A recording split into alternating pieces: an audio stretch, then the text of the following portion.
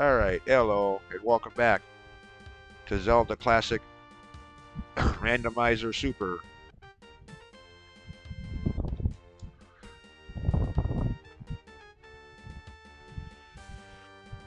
Alright.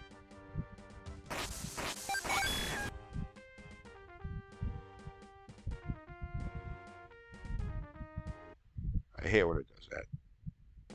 There. Well, it ain't much.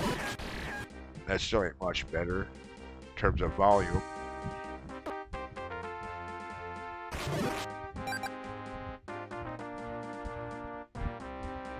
Wait a minute. What's...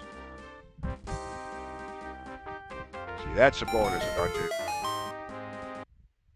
Don't want to do any of the bonus dungeons just yet. But what's over here in the dark world?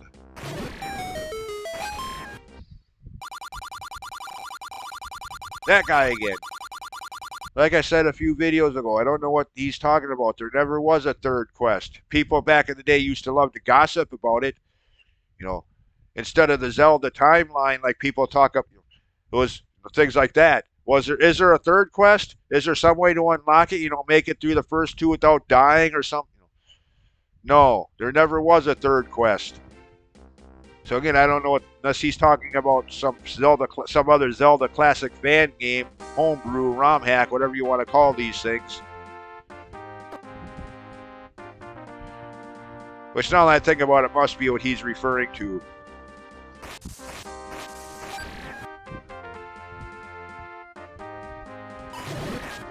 The same guy that made this game, must have also made a Zelda Third Quest game as well. Must be what he's referring to there. Because as far as the base normal game is concerned, no, there never was a third quest. Frick, you were lucky there was a second quest. Most NES games didn't even have that. In fact, none of them that I ever played anyway. If there were any other NES era games that had a second quest, I never played them. And again, I'm not talking NES Metroid, Zelda 2, or Kid Icarus. That did have a second playthrough loop, yes. But everything was still the same, and you kept most of your items from your previous playthrough, making that... That doesn't count. I mean, it does technically, I guess you could argue.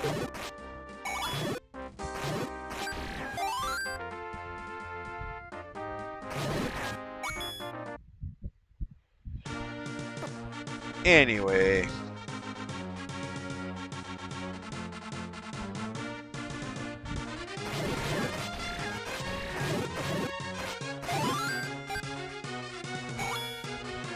Now, for level 7. First quest. For this dungeon, you will need... Wait, did I pick that up?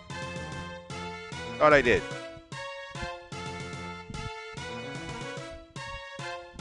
The enemy bait, which I could have swore I picked up in one of the last videos. That guy that was giving away either a shield, a magic potion. Okay. Well, fine. Be that way, game.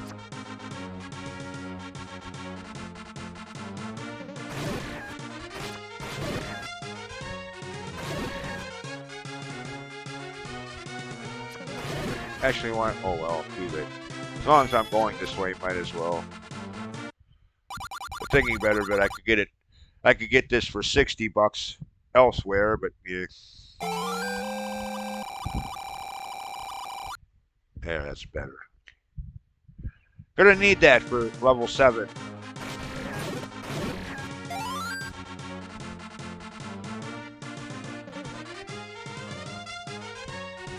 That and the flute from level 5, first quest.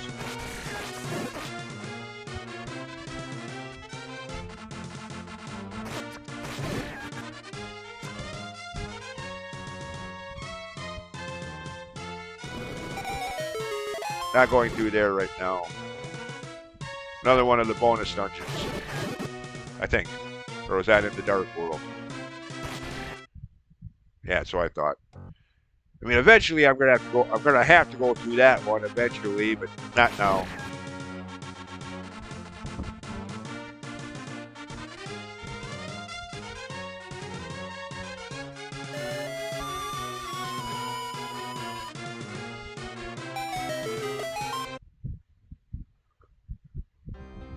Okay.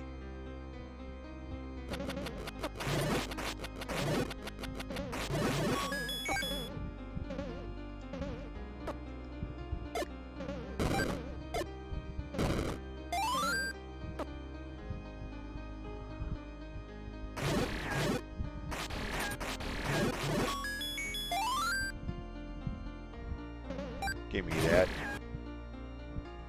How many? Oh, 9. Oh, go away. Quiver upgrade. Normally this would be a bomb bag upgrade, allowing you to carry 4 more bombs at the cost of 100 rupees, but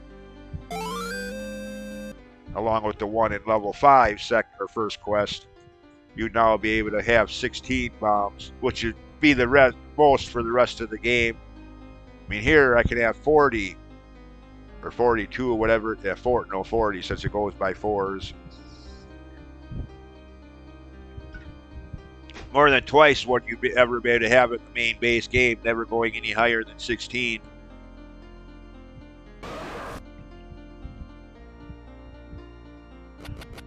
Anyways.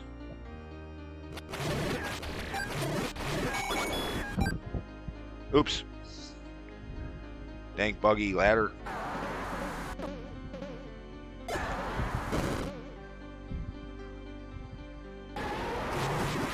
Could just ignore these guys, except for in this version of the game.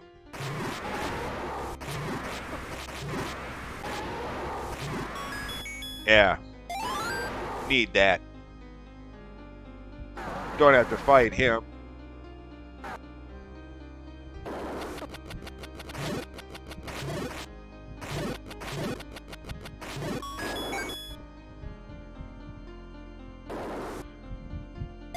And now, I really wish that dialogue was that specific in the main base game. Like I explained in my playthrough of the main game.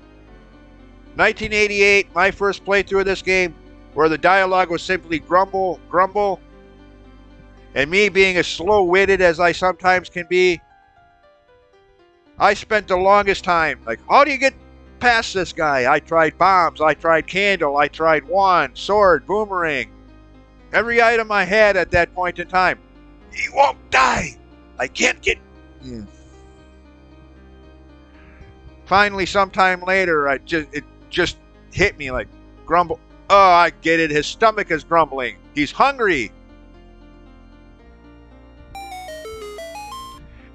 And then you're greeted with one of those moments where you suddenly feel like the dumbest person in the entirety of human history. At least I was. I don't know about anybody else, but as for me, yeah. Suddenly felt so dumb for not realizing that, I don't know, an hour earlier. I don't remember how long it took to figure that out, but yeah. What?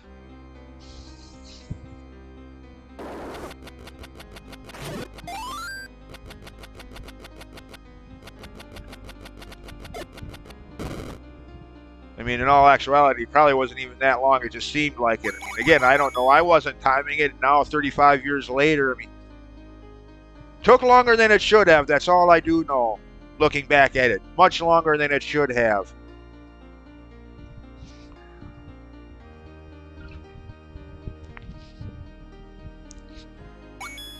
Anyways.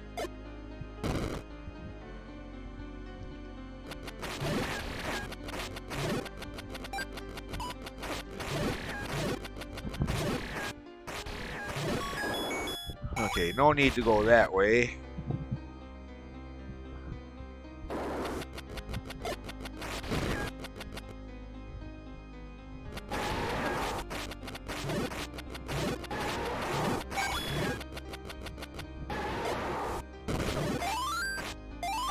Now, down here in the main game would be, well, not really a pointless item. Just at the point in time you now get it, if you've been playing the first quest in numeric order, there's only level 8 and then the final dungeon level 9 to go. A little late to be giving you something as simplistic as the red candle that can be used any amount of times on any screen. I mean, up until now, you'd only have the blue candle, which in the main game can only be used once per screen. I mean, yes, in this randomized version of the game, the blue candle works like the red does. But in the normal game, yeah, this blue candle could only be used once per screen. The red one that you'd get here, no limit.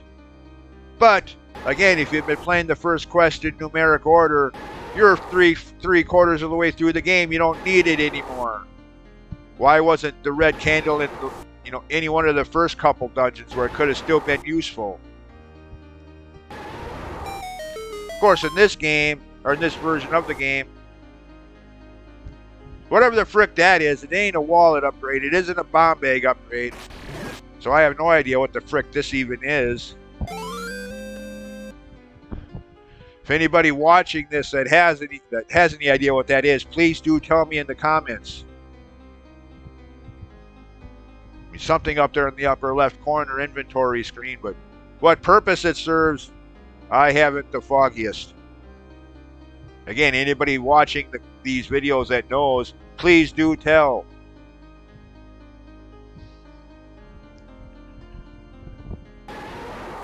Anyways.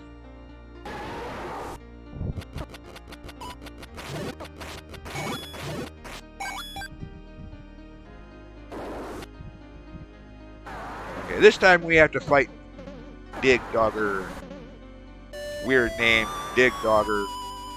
That's supposed to be like a take on the old game Dig Dug? D-I-G-D-U-G?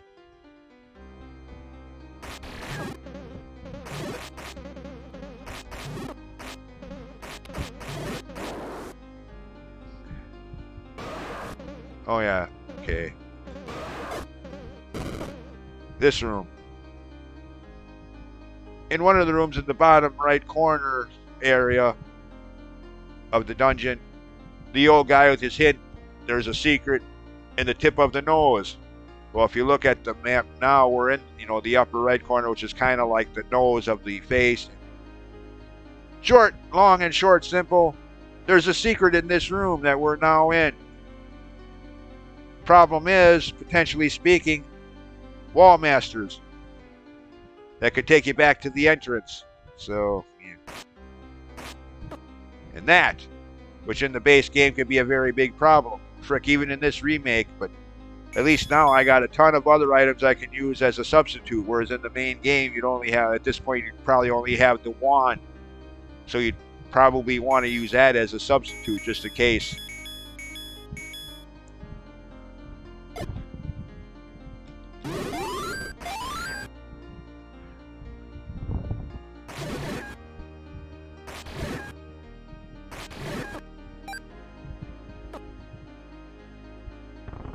There's your secret. Well, there it was. Damn, Bubbles, would you stop doing that?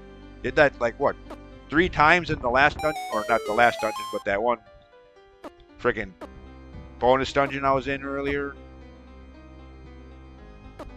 That tree dungeon.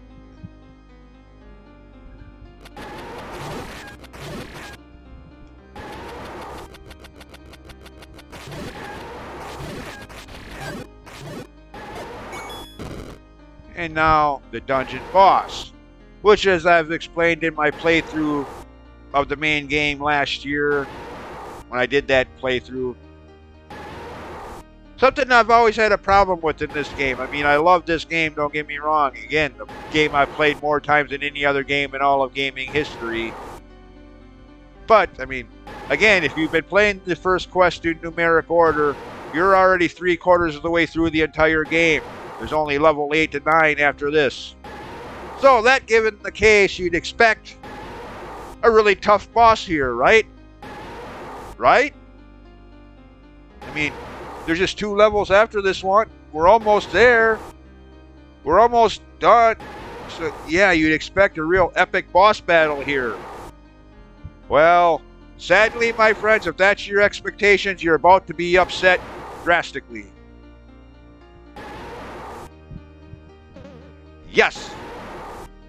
This guy. I mean, yeah, in the first dungeon, if you went right to level 1 at the very start of the game without getting any of the extra upgrades and whatnot, Aqua Metas here can be a little bit tougher, yes. But by now,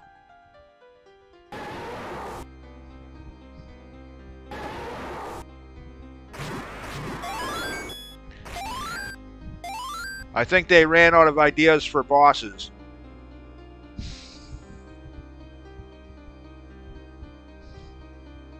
Anyways, there's the second half of that two-link set.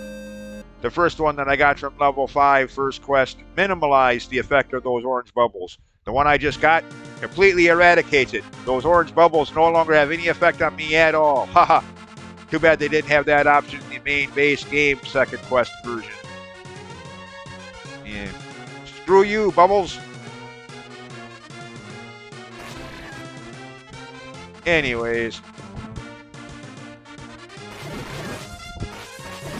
Now, by the way, note my Triforce collection up there. I only have 2 of the pieces. And as far as official dungeons go, there's only level 7 second quest, and then both first and second quest level 8, so there's only 3 main official dungeons left to go.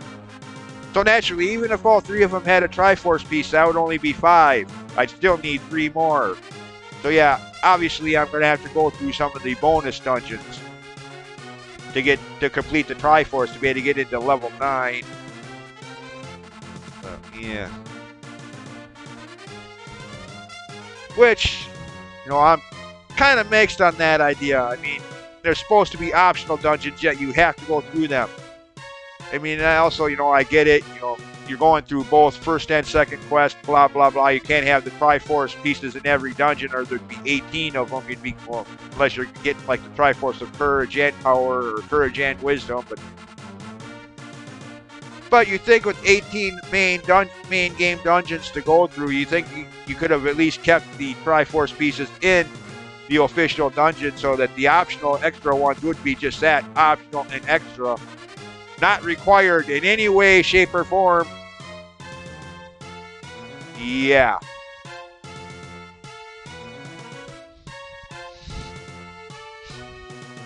And I don't know, since it is a randomized game, maybe maybe in the if I had chose at the start of the playthrough, if I had chosen more of the extra randomization, there might have been something in the options there that I could have programmed it to be just that way, where all of the Triforce pieces are in the main game dungeons.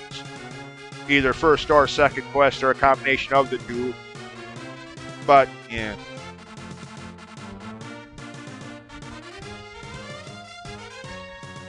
Just saying, you know, I don't mind going through the optional dungeons, but they're supposed to be just that, optional extra dungeons. They're not supposed to be required by any stretch. Anyways. I mean, it even says there, level 3, extra first. Oh well. Again, I don't mind. Most of them, there are a couple of them that I absolutely hate. Like that one I mentioned a few videos ago, level 9. Yeah. That one. Not looking forward to going through that dungeon again.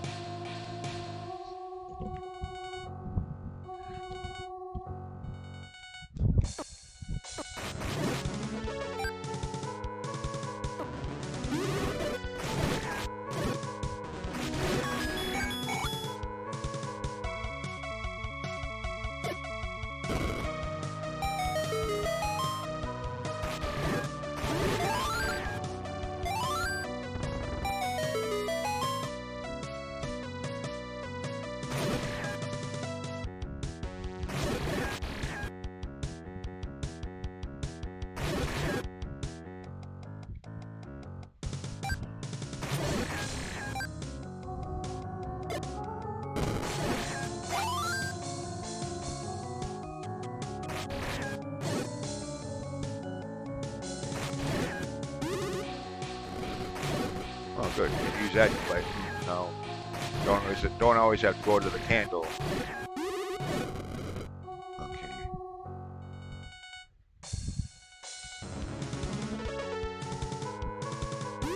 What am I doing? I don't have my shield anymore. Oh well. Screw you. Come here, you. Why are you running away? Come on.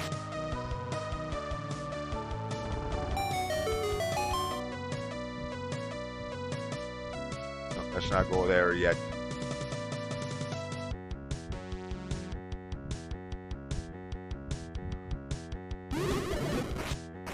Oh, okay.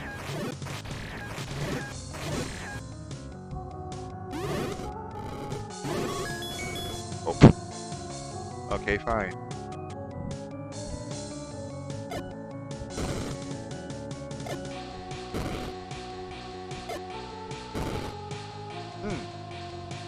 So much for the idea that if they give you bombs in a certain room means you're going to need them in that room. That may be the case with most of the official Nintendo Zelda titles, yes, most of the time. If they give you bombs in a specific room means you're probably going to need them either in that room or the next room. But obviously, that rule don't apply to fan-made games. Fans are more sadistic in some cases, or have the potential of being so. I mean, just play some of these. Some of the things these fans that make these games come up with for their dungeon designs. Far more sadistic than anything in the official Nintendo Zelda titles, that's for sure.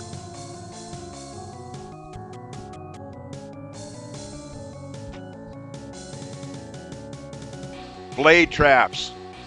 In speed puzzle rooms where you got to step on switches in a hurry or the whole puzzle resets if you don't step on them fast enough. And yeah, as you're trying to do that, you have blade traps that you have to avoid at the same time. Yeah. Talk about sadism. Oh, I'll be getting to that game soon enough. A little game called Lost Isle. Oh, yeah. Like the game, but that part of that dungeon, yeah, the person who came up with that idea could do unspeakable, perverse things to themselves. You sadistic herd, you.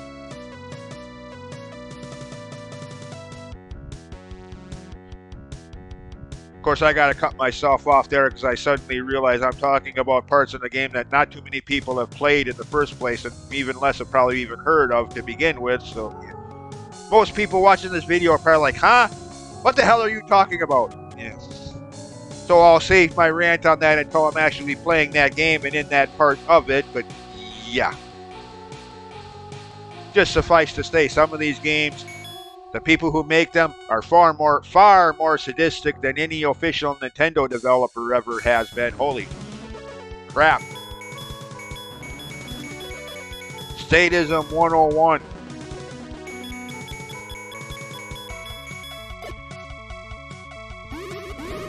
And what's funny about that, main reason I bring that up, other than to just do so, is that a lot of the people that would do those kind of things are the very same people that complain about the official games being annoying.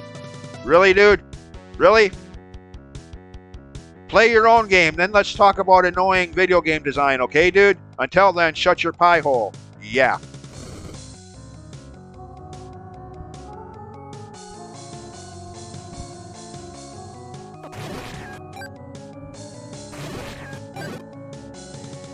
I mean, like YouTuber, Twitch streamer Team UDF, who I've mentioned already in this series, who talks on and on about certain games being...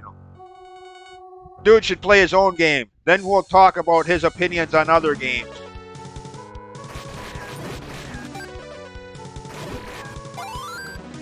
Once he's sat down and played some of the sadistic stuff he's come up with.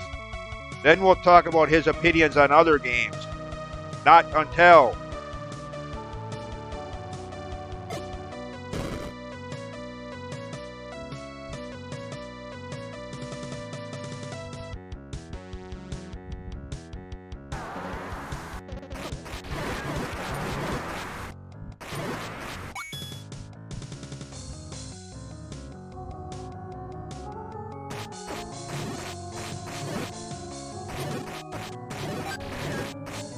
I mean, I like his playthrough series, don't get me wrong. Frick, he's the only one that I've ever seen in all of YouTube that's ever done playthroughs of Zelda classic fan games like End of Time or Link's Birthday or... What was that other one? What was the other one? Yeah. Oh yeah, Hero's Memory.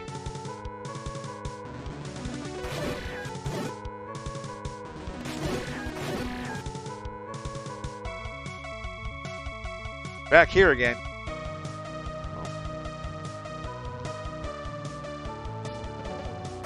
Yeah, I just find it fun, so hilarious when he sits there talking about the sadistic things other Zelda classic fan game developers have done. Every time he gets into those rants, as much as I love his playthroughs, every time he gets into one of those rants, I'm like, dude, sit down and play one of your own games. Then we'll talk about video game sadism. Not until. Yeah.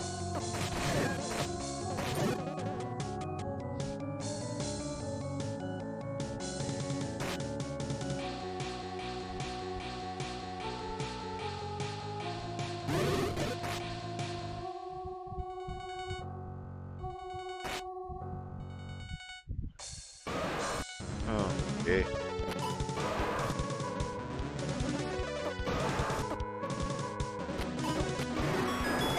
Oh. Wow, I actually found that before getting to the room with the door that you need that to open. Okay, I actually got the order of that right for once. Usually I come across the boss door long before I get the key needed to open it. Usually. Oh, okay, I'm right back at this.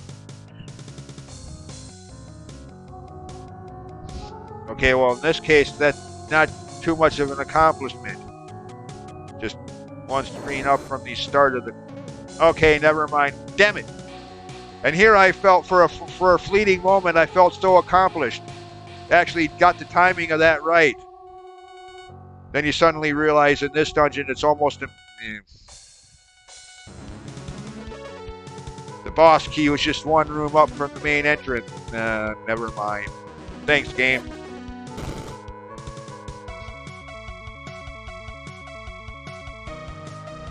Let's see. No way. Well, actually, yeah, that's right. If I remember the layout of this dungeon, there is nothing in the room. There are no rooms to the right of here for the next 2 squares.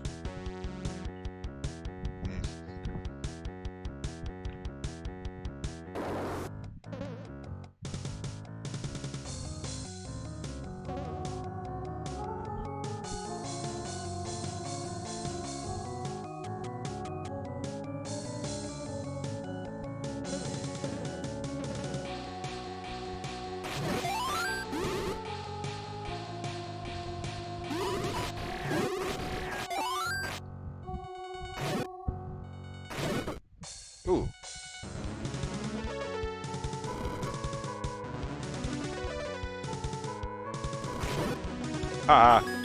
Gotcha.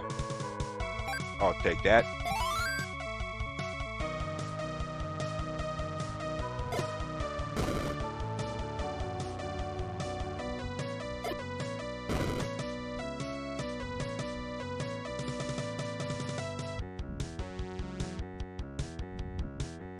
Yeah. Damn buggy ladder. Seriously. Now I can see why so many people who make these quests don't bother programming the ladder into the game. Then the fact that, this was the only Zelda game to ever have the ladder item. Freaking none of the following games ever did. Cross a river, like in A Link to the Past, use your hookshot targets. Zoom across it. You don't need a ladder to make a makeshift bridge.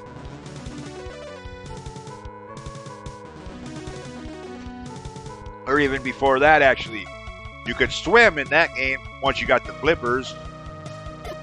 So if you wanted to cross the river, just swim across it.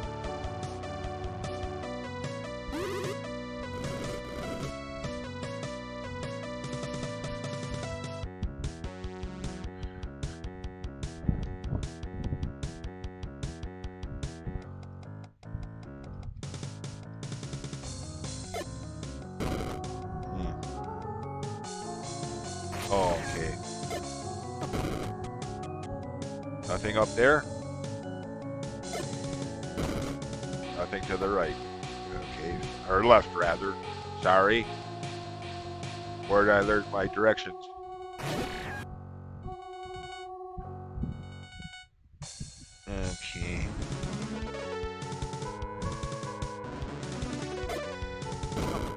Damn it. Wasting bombs. Oh, well, I got plenty of them to waste, I guess. 38.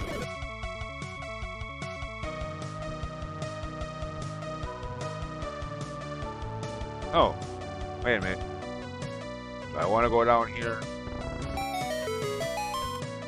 No, let's not do that yet. Ow. Damn blade traps.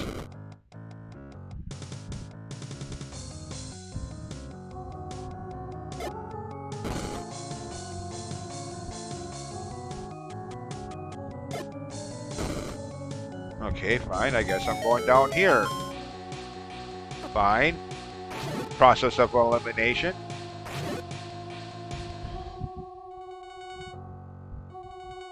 Okay, never mind. Couldn't get to... Okay. I was about to say, curse. Yeah. Foul word. Yeah. Again, keeping in mind, I make myself sound stupid, but again, trying to keep the ratings to this as minimal as possible. If I swore every time I felt the urge to do so, these videos would be getting an R rating very easily. Oh yeah. Especially in some of the upcoming dungeons.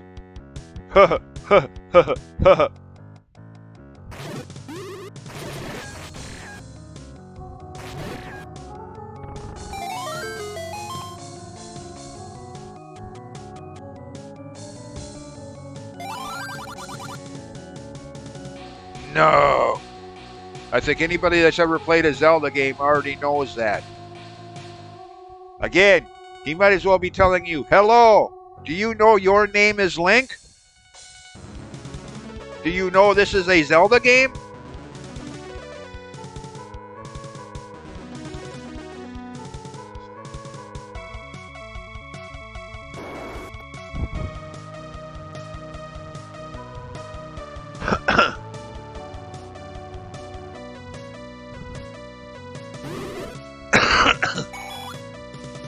I mean, I made the point earlier about how if you were playing the games in chronological order, you wouldn't know about Goma or Dodongo yet. But that only goes for the main base game that's been out since 1986 in Japan or 1987 in North America. This randomized version of it, no. I mean, if you're playing this, you probably played at least a couple Zelda games before. This didn't even come out until, well, actually, I'd have to look at the description, but I think sometime in like 2015, I think it was, 2016, somewhere around about. So it hasn't even been a decade yet for this game, or this version of the game, however you want to put that. So yeah, I would think anybody that's playing this has probably not only played any Zelda game, but has probably played the first game before. I mean, that's usually the point of randomizers. People that have played the main base game so many times, like me, you know. So to make it a little more unique, you have randomizers. That's why so many games have randomizers these days, not just Zelda. Frickin' Castlevania games like Portrait of Ruin. I mean, I've tried doing playthroughs of that randomizer. Unfortunately, it randomizes the game too well. Puts items like the Owlmorph flight ability in areas where you need the Owlmorph flight ability to get to in the first place, thereby rendering the game impossible. Yeah.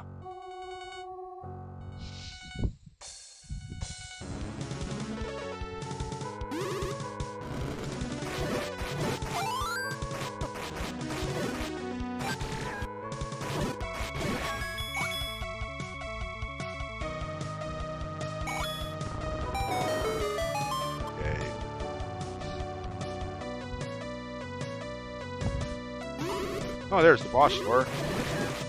Cool, let's finish this. What? Oh, okay, this is like level 8 second quest.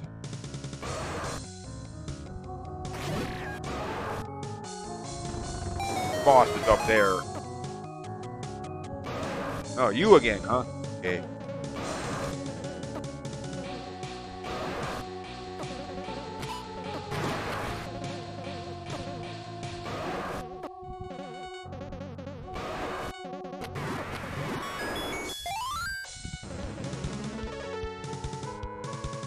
And there we go.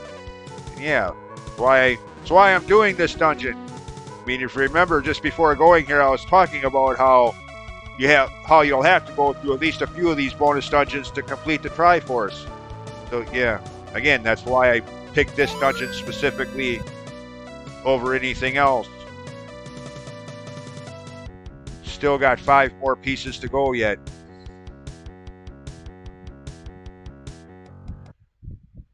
And that'll do it for this video. Oh, you dirty rat. Foul, game, foul. Okay, well, try that again. As always, thanks for watching, and see you next time. Bye.